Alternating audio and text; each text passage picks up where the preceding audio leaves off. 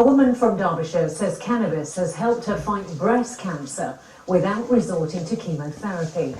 Linda Coxon from Willington near Derby has been using cannabis oil since shortly after her diagnosis. Her doctors were amazed to find that her tumour has indeed shrunk by 2/3 since she started taking the oil.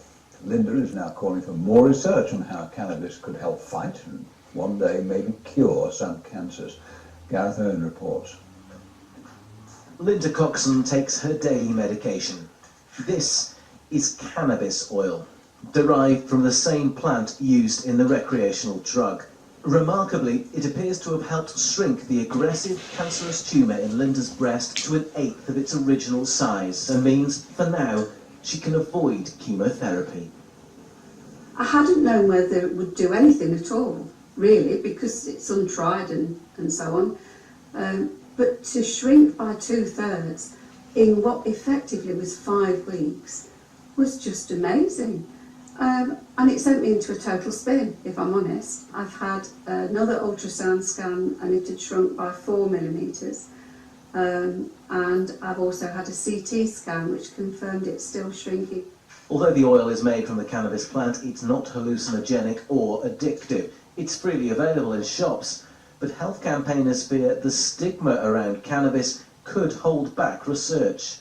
We need trials of this, proper trials on people to see whether it works on other cancers. Do you think that research in this has been delayed because people reacting to that word cannabis? Absolutely. I'm absolutely certain it has.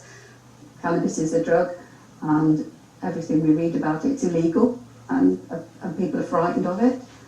I do think that the mood music is changing because it isn't just me. There are lots of people.